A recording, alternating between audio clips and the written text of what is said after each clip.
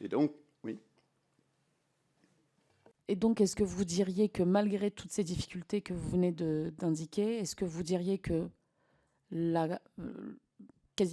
toutes les fédérations font le contrôle d'honorabilité, ou est-ce que certaines, justement, ne le font pas au vu des difficultés, ou alors parce qu'elles n'ont pas les ressources humaines pour pouvoir le mettre en place?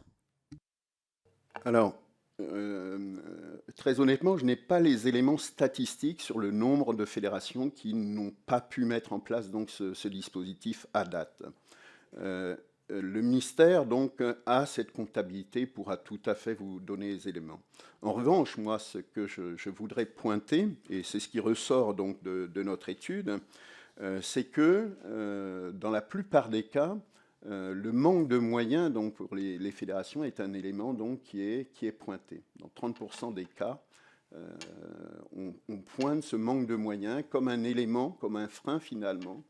à la mise en œuvre donc, de ces obligations donc, imposées par l'État. Donc, on sait que les fédérations ont cette volonté de répondre à ces obligations, mais on sait que malgré tout,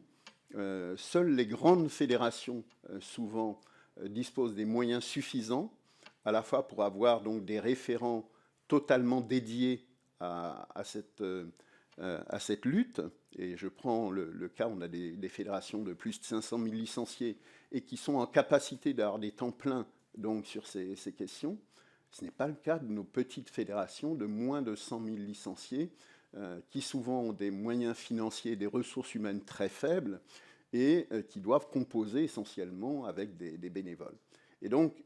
c'est pour cela, lorsqu'on parle de fédération, souvent, c'est un terme générique qui recouvre des réalités très différentes entre des petites fédérations et des fédérations donc, qui ont une surface beaucoup plus importante. Et ça, on doit y prêter donc attention. Donc, comment accompagner effectivement ces petites fédérations pour qu'elles puissent mettre en œuvre donc, ces obligations, c'est aussi un élément important, sachant que souvent, la perception que l'on a, c'est qu'on a un accroissement malgré tout donc, de nos obligations de mission, donc des services publics d'une manière générale, et avec un effet de ciseau entre cette augmentation donc, des attentes en matière donc, de mission de service public et puis les moyens finalement qui sont alloués donc à nos fédérations, qu'il s'agisse par exemple des cadres techniques dont le nombre est plafonné actuellement, ou encore des moyens financiers. Donc il y a, de ce point de vue-là, effectivement, peut-être ce sentiment qui traduit aussi une réalité vraiment de terrain pour les bénévoles, on va dire, sur le terrain.